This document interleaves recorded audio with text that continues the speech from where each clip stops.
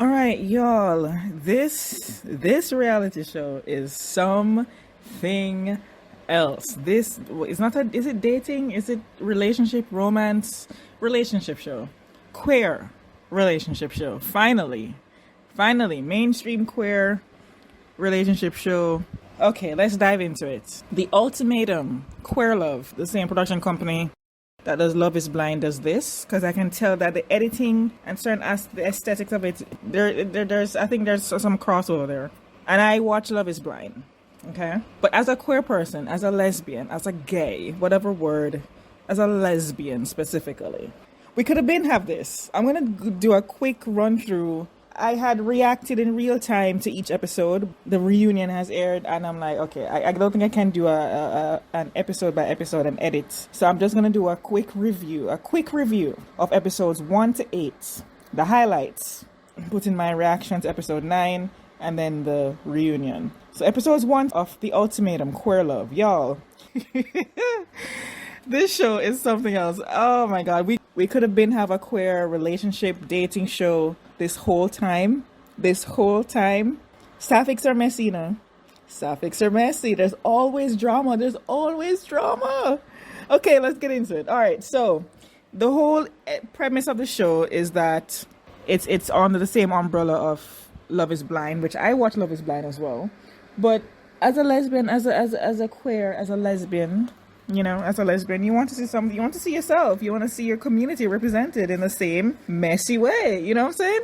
And it did with this season. Okay, so the whole premise of the show is that couples come to this experiment. I love whenever reality shows like this use the word experiment. Well, Love is Blind also used experiment. Come to this experiment so one person in the relationship, you've been probably dating for a year, 2 years, 3 years, 4 years, whatever. But one person in the relationship wants to commit fully, get married, all those things. That's mostly what the ultimatum really is. That there's one person that wants to be married and do all those things, and the other one doesn't, or is not ready, or right. And so you reach that level, that stage in your relationship where it's either now or never, right? So the people that issue the ultimatums bring their partnerships on the show, and you switch with other persons that you maybe vibe with. All couples come together and they hang out, usually by the poolside or just like, you know, like mini dates with other people to see who they would want to have a trial marriage with. And this trial marriage, basically you're switching partners. So you technically you will break up with your original partner to date or live with the new person that you choose for 3 weeks, 2 or 3 weeks, I think. And then you experience that with that person, and then you come back into your relationship, your original relationship, and then you experience another 2 or 3 weeks with that person, and then you decide at the end, do you want to be with the person that you may be connected with, or stay with your partner, or leave single? That's the essence of the show. So you're really testing your relationship when you do this, right? And it's kind of fair game when we're gonna get into it, but when the relationships have been broken up and people are hooking up with not their original partner, you know what I'm saying? That's the messy, right? But there's an understanding that might happen, right? You're not getting what you need from your partner of 4 years, 3 years. You're going to seek that in someone else. And if you have a connection, you might choose that. Okay, let's just do a quick overview of episodes 1 to 8. So the couples, we established them. Also, the host is Joanna Fisher. I was trying to remember where I knew her from because she looks so familiar. There's another actress in Hollywood. What's her name? Kate Mara? That kind of looks like her. You can see that there's some similarities beyond just the red hair. So I've seen her face just through Reba. So I know her face from that show. That show is funny. And we're going to get into it more. I don't know if I want to dive too deep into it, but this is a queer dating show, relationship show, and Joanna is straight. So when she comes to, I'm going to go through all the couples and then we get into their meetup. But when she comes and reveals herself, oh my God, their reaction is funny, but also just seriously, why couldn't we have gotten a queer person to host the show? You know what I'm saying? I mean, the hosts don't really do anything much on this show, or Love is Blind. So maybe they thought she's not doing much, so it doesn't matter if she's straight or queer. I don't know why. But as you watch this show, this season, you see, especially in the reunion, you see how this woman, there's something to be said when there's someone of the same community. There's an understanding, and there's a familiarity, and there's just a knowing. And Joanna sometimes look like head in the clouds. This is not her world. She doesn't understand the queer experience, right? And I've never known of her to be. You can have a straight ally that gets it. Sometimes you have straight allies that are very knowing of the community, you know. But I don't think Joanna is even one of those straight allies. She's not homophobic. Good for her. But I don't even think that she's tapped into the queer community to understand. Here's the thing, because I want to use an example. If you watch the L Word, the OG L Word, I'm not talking Gen Q, I'm talking OG L Word. When I went to university, I have most of my friends are straight. One of my female friends, straight. We were just talking, and then she mentioned that she watches the L Word, and I was very shocked. So you can have straight people that get it. They're not bigots and whatever. But I don't think Joanna is even in that category of she's around, she has queer friends, she understands, this, that, Chris and Crat. I don't think so. And it kind of showed in how she just interacted with everybody. But listen, hey, you got that paycheck. Good for you. I've seen this show grow online on Twitter. A lot of word of mouth with this show. Randomly on my timeline, I see someone mentioning the Ultimatum Queer Love. Oh, you should watch this. Oh, it's messy. You should watch this. It's spreading like wildfire through word of mouth which I love. All right, let's get back into the couples. So the host is straight. Doesn't really make a difference, really. The couples, they all meet. It's at night. It's there. I guess it's a hotel. I don't know where this is. It's nighttime. They're all meeting, and they're being given the lowdown of what it is. So the couples that we have first Yoli, 34. She issued the ultimatum. Her partner is Mal. They've been dating for 3 years. Mal is 36. Second couple, Lexi, 24. Lexi is the youngest. Lexi is the youngest one. And she, to be honest, she seems to know herself more than her 27-year-old girlfriend.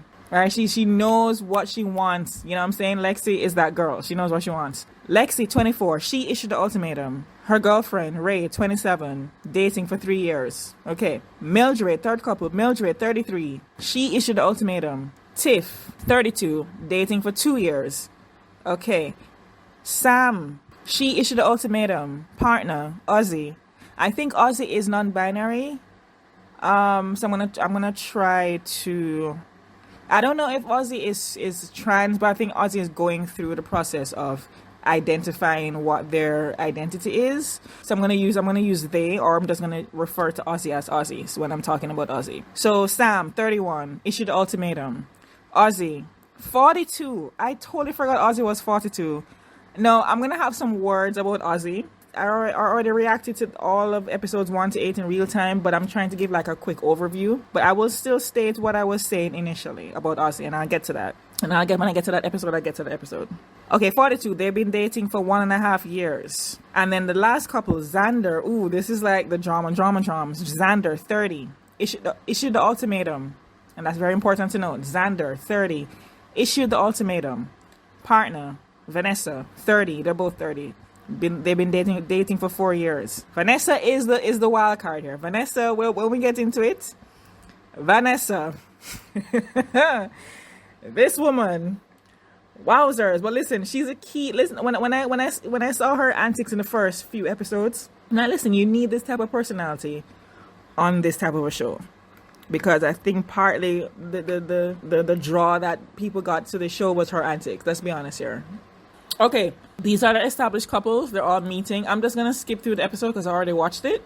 Yeah, so when Joanna... highlights. When Joanna came out, right? This was so funny because they're all, are you gay? No, not. And she says she's straight. I'm going to just replay the scene because it's funny. Okay, so she walks up. And I have a longer commentary, but I can't do the long commentary right now. So we get into an overview, okay? Joanna walks out. So Joanna walks out and they're all excited. And I think they initially thought in their head, wait, we know of you as an actress. You are coming on this reality dating show, this queer reality dating show, relationship show. Are you queer? That's immediately what they thought, because I don't know why they all look so excited. We're very happy. Is it Arthur? Vanessa's the one that asked her, is it true that you're not queer? She's like, I'm not. Oh, we're very happy that you're here. I'm just like, my only thing is, if you are a queer person and you're on this dating show, it's a queer dating show. You see Joanna come out and you just assume, my assumption is they're going to get a queer person today. And I think that was in their initial reaction to seeing her was like, oh, are you queer? Okay, good for you, girl. Oh, you're not queer. Okay, that's fine. So that they keep talking about her. Oh my God, you're so beautiful. Anyways, this is not about Joanna. This is not about Joanna. But I just found this scene so funny. They were just so enamored with, oh my God, Joanna. Oh my God, you're so beautiful. I'm like, y'all, calm down. Vanessa's like, you're literally glowing in the moonlight and da-da-da-da. I'm like, calm down, y'all, calm down. Okay, now when she said, I'm looking forward to getting to know all of you, and unless they probably deleted some of these scenes, because it's edited, right? Unless they deleted it, did we see her getting to know them? We didn't see the host getting to know any of these couples. And so, anyways, like I said, you collected your paycheck. Okay, so it's the next day and they're at, I guess it's like a pool hang, right? And they're all dating the other person. Lexi. You know, I'm gonna put up the screenshot of Lexi in this bikini top. There was a running thing there when Lexi was dating like other people. So I think someone said to her, like, listen, I'm gonna try and keep my eyesight at your eyes. I'm not trying to look down at your breasts, okay? All right. Oh, I forgot to mention that at the nighttime gathering, this is when Vanessa showed her ass. This is when Vanessa showed herself to be either a producer's puppet. Maybe this is how Vanessa is in real life, or the producers was like, Vanessa, say something sideways. By the way, no one has decided who they're gonna partner with, right? And they're with your partner. How did I forget about this part? You're with your partner, current original partner, and you're shouting across the way, you know, like, oh, Mal, I'm gonna see you. Like, you already pinpoint Mal. By the way, Vanessa did not choose Mal. Mal did not choose Vanessa. All this extra stuff that Vanessa was doing, like shouting out to Mal, with standing beside Xander, while Mal is standing beside Yoli, each of their partners, showing that, yeah, I'm gonna choose you, Mal. Yes, I'm into you, Mal. Y'all, you haven't even met each other to know. Anyways, that was just a funny. And to me, I saw it as, oh, Vanessa is, oh, this is probably a producer thing. This is probably or maybe just Vanessa personality. So we have the pool hang. Everybody's couples are meeting. I have it paused on Mal and Lexi. Mal and Lexi ended up, and I'm gonna put in the after the reunion, because they did a whole 5-minute video, and the link is in the description if you want to watch the video. But, well, it's hinted at. Mal and Lexi ended up being very good friends / maybe more ? They ended up being friends / maybe more after the reunion. Because the fact that, anyways, we'll get into it. I'm just skipping through the episode. So we have Xander and Yoli's pool date at the end of her date with Xander. It's good meeting all the people that issued the ultimatum, because it makes you feel like you're not crazy for issuing the ultimatum, for wanting more for your partner to show up. I'm single, but if my girlfriend, if I was dating, if I was in a committed relationship, and my girlfriend brought me onto this show, or like brought it up that we should come on this show, what it's telling me is that, first of all, I wouldn't go on the show. For her to bring it up to me, what it would tell me is, right? It would tell me is, oh, I'm not showing up for you. There's something that's lacking in our relationship. We need to fix that. I mean, it's good for our entertainment, and maybe sometimes it helps people, because I think you're going to realize that some of these people, the journey on this show helped them. It did. For better or for worse, it helped them. But I personally, like, I'm a person, as much as I watch 90 Day Fiancé, I watch all these reality shows, I won't go on it because I know how the sauce is made. And also, I just wouldn't want to be up for that scrutiny, right? But if I was dating for 2, 3 years, 4 years, and my girlfriend said to me, oh, let's go on the ultimatum because of da-da-da-da, I'm like, oh no, let's go to therapy. No, let's figure out what's missing in the relationship that you're not getting from me, because I'm not gonna go on a dating show with other queer women, and that's not happening. That's not happening. So for me personally, I wouldn't be on the show. But anyways, all right. So I'm just gonna quickly go through. So this is episode 1. Okay. No, we initially thought the way that initially Vanessa and Lexi were vibing. That I think their first meeting they were vibing, and then and maybe it's not this episode, but maybe it's another one where Lexi was like, not feeling this woman. It's now nighttime and they're all dressed up and it's having a cocktail party. Initially, Lexi and Vanessa were vibing. They were having a vibe. They're having a good time. Now, we thought that initially that Vanessa, well, she was going to choose between Lexi or Ray. There was initial jealousy from Lexi seeing Ray and Vanessa, but that was before Lexi saw Vanessa for who she truly was, right? Anyway, so that's how episode 1 ends. Episode 2, let's go into it. Now, this is when things get interesting. So, episode 2, Queer Love, Ultimatum. Okay, so the episode started off with Vanessa and Lexi on a date. And then Lexi and Mal on a date. They're vibing. Okay, here's a soundbite from... So, Vanessa says to camera in her confessional. Is it confessional? What do you call it? To camera interview? Vanessa says to camera, I'm going on a date with both Lexi and Ray. Lexi and Ray are both in a relationship with each other, right? Well, now they've broken up for this experiment. Vanessa says to camera, I'm dating both Lexi and Ray, and they both know I'm dating the other person. It's awkward, it's weird. You know, she don't want to feel like a home wrecker. And this is before things turned, by the way. This is when I was like, ooh, I don't know. Initially, I read Lexi as jealousy, not necessarily jealousy that her girlfriend is vibing with Vanessa, but jealousy that Vanessa might choose. That's how I read it, watching it the first time. Jealousy because she think that she's vibing with Vanessa, and she knows her girlfriend is also vibing with Vanessa. Before things turned, by the way. I read it as she was jealous because she thought Vanessa might choose Ray. That's how I read her body language in episode 1. And there's no way to tell, really. Yeah, that's how I read it. Okay, I'm skipping through the episode. I know we have Xander and Yoli. By the way, I'm just going to say this right off the bat. I'm going to tell you who. Spoiler alert, Xander and Yoli chose each other, right? And I want to say this real quickly, because I'm rewatching these episodes and doing like a quick overview, because just for time purposes, I can't do like a full thing. My reactions are basically over an hour, so I'm just going to do a quick review. Right, so that's why this is why we're not diving deep into scene by scene by scene by shot by shot by frame by frame by frame. But I do have my reaction somewhere. Maybe I'll post it as a podcast in the future. But I don't know.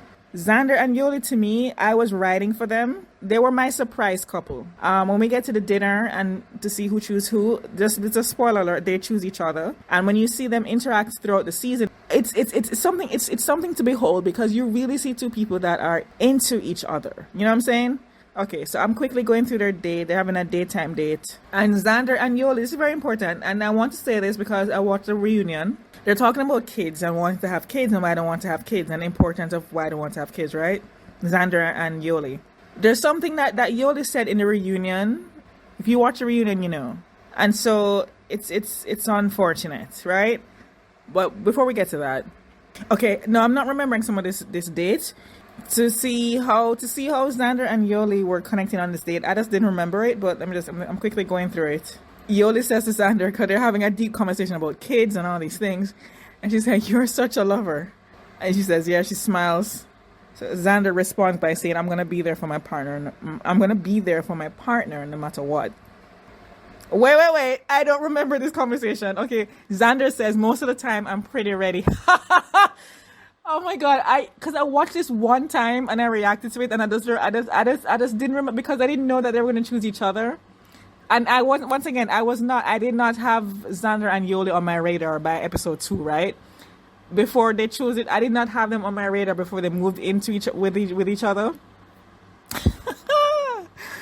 So now to look back and to rewatch the episode, I'm like, wow. Okay, so Xander just said, most of the time I'm ready to go. And basically she's talking about sex. And Yoli is blushing. Yoli is blushing when she says that. I'm a pretty sexual person. I did not remember her saying this. I'm a fucking angel after sex. I did not remember this conversation between Yoli and Xander on their date. Xander said, I'm a very sexual person. And then, Yoli is blushing. She's like, yeah, just, lay me down, shut me up, da da da da da. I'm an angel after sex. I think that's what she said. Oh my God. Flirting on high levels of flirting. When I tell you that, it's a good thing I'm rewatching these episodes for a quick overview, because I don't remember some of these scenes. So Yoli says she was not getting a lot of sex from Mal. So in addition to just finances and not planning ahead for the future for kids, is not what she was getting from Mal, right? Yoli. And then you have Xander over here that wants to have kids, is ready, and also on top of that said that they're sexual. Okay. Righty. Xander moves closely to... They became my it couple for the show. It pairing. Like I said, the first time watching this, they became that. Seeing how Yoli was not getting what she needed from Mal, I'm like, oh, it's Xander and Yoli to the end, right? In for a surprise. But they're just vibing on this date and flirting, and Xander gets closer to Yoli, and it's just flirt, smile. Obviously. Okay. This is when things turned. This is when things turned for Lexi. Lexi's now on a date with Vanessa. This is when things turn. Lexi says to camera that she can see herself with Mal or Vanessa. Okay? Mal or Vanessa. Okay. Now, and then we have this awkward date where Vanessa is trying to break dance. Vanessa is so awkward.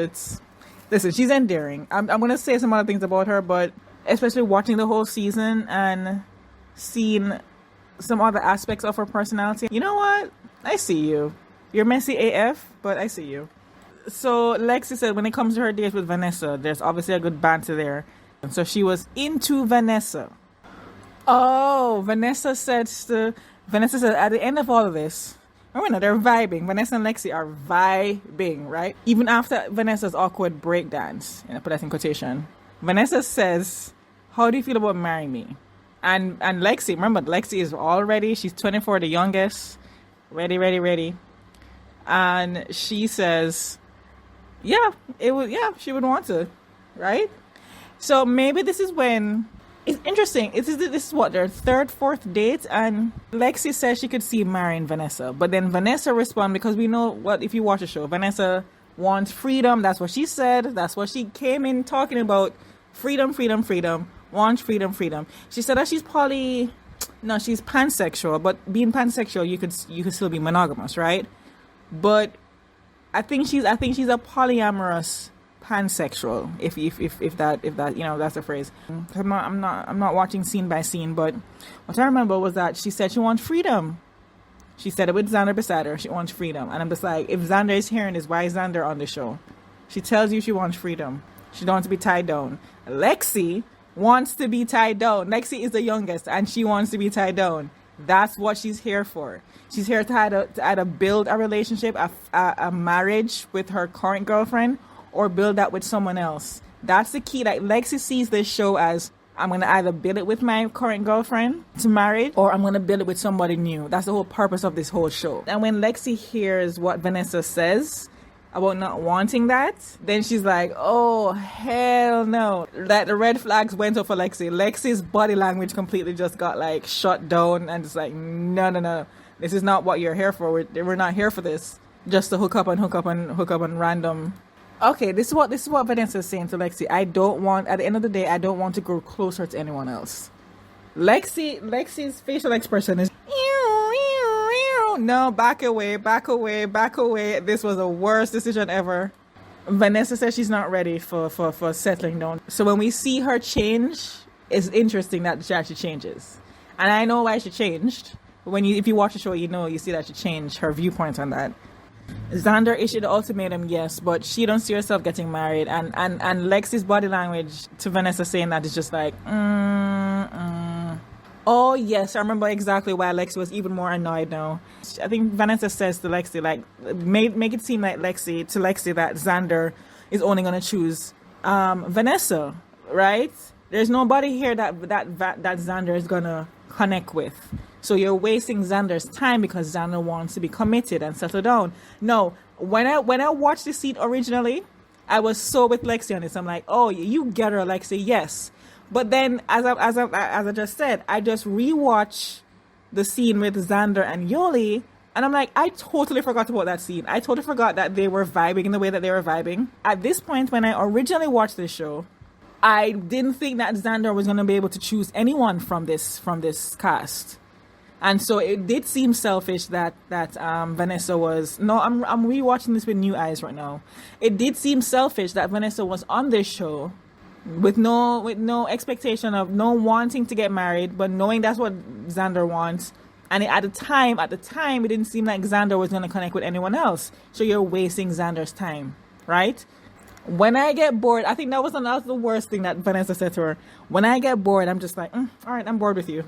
That Toy Story meme where the kid is like bored with a toy and just throw it away. Yeah, Lexi is getting angrier and angrier by the minute as Vanessa's talking. This scene is just... Lexi asked, do you think that Xander... Is there a chance that Xander could find someone else? No. Lexi asked that question not knowing that Xander is out here vibing with Yoli. At the time, Vanessa don't want to... We saw how Vanessa acted throughout the season when she saw her relationship with Xander being threatened. So, of course, she's going to tell Lexi, yeah, Xander is not going to find anyone. Because that hurts your ego, right?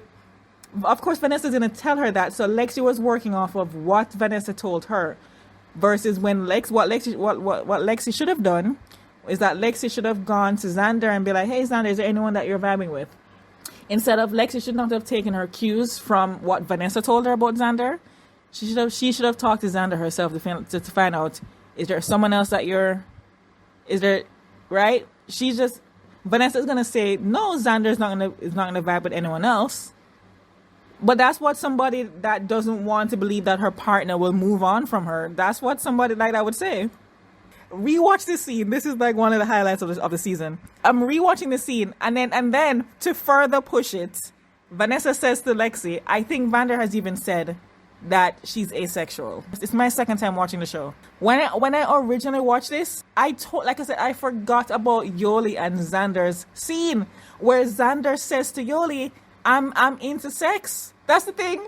I should always watch shows 2 times because I totally miss certain scenes. Vanessa says to Lexi, Xander has even told me that she might be asexual, right? The scene before this was Xander and Yoli on a date, and Xander and Yoli vibing and getting intimate and touching hands and getting close to each other. And Xander saying she is into sex. She wants to have sex. She's all about sex. So that is hilarious. That is hilarious. Because no, once again, Lexi is taking her cues from what Vanessa is telling her. She's not going to Xander and finding out from Xander herself. She's taking her cues from what Vanessa is telling her. And then this is when Lexi is seeing red. Lexi is seeing red because Lexi's like, hold on. So your girlfriend tells you that she is probably asexual. And so like you're using, like, what are you here for?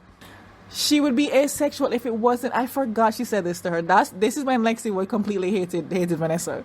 This is when Lexi completely hated Vanessa because, like, hold on, your girlfriend tells you that she might be asexual, and she might only have feelings. She can only have feelings for only Vanessa and no one else.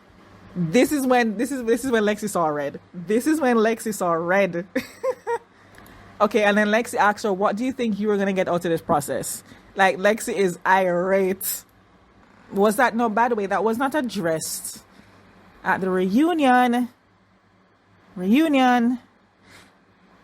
So was Vanessa lying to build up her own ego? and then Lexi says to camera, "It's a lie world. Vanessa's a fake person." She says to camera. Oh, this was the soundbite in the trailer. I don't even want to say her name anymore. She's like Voldemort to me. We're not gonna say her name. She's Voldemort. And then on top of that, you might potentially date my girlfriend for the next 3 weeks and live with my girlfriend for the next 3 weeks. And there's certain facial expressions that I've noticed now with Vanessa. I think Vanessa came on the show thinking, oh, it's a reality show. Oh, it's fun times. To be honest here, rewatching this now, I think that's what happened with Vanessa. Vanessa thought this was fun times. If you look at her neck looks red. Her neck looks red. She's stunned and taken aback. She thought this was a fun time show. This is a relationship show. And a person like Lexi takes those things very seriously. This was fun times. I don't think Vanessa at this point in the stage, in the process, was taking this show seriously. I don't think she was. And I don't think she was. I don't so we end the scene where Lexi said, I don't have to look at this girl for the next 3 weeks, but someone else has to. Likely my ex-girlfriend, and I'm not okay with that. And so it's amazing. You really couldn't write this, to be honest, because nobody would have anticipated that things would have turned the way that they turned. And then because when you date other people and they see the things that you bring to the table, but your partner doesn't acknowledge that. And so Lexi is saying that, listen, this process reminded her that I do bring all this to the table. I am, people acknowledging how mature I am and what I bring to the table. She needed to be reminded of that. And so, yes, this is a messy reality show, but I think there's elements within it that it helps people on their journey, on their decision in life, or, how they think about themselves. And so, because you have a one-track mind when you are dating someone for a certain amount of years and you want one thing, they don't want it. You feel like you're a crazy person. Or you're wanting too much, but then when you come around other people that also issued the ultimatum, that also want close to what you want, you realize you're not the crazy one here, right? And I think that's one of the positives of this show, is that it helps people realize that what you're wanting from your partner is not out of the ordinary. Maybe for them, they're just not ready, and then you have that conversation. But so we're skipping through. Some of these couples are just okay.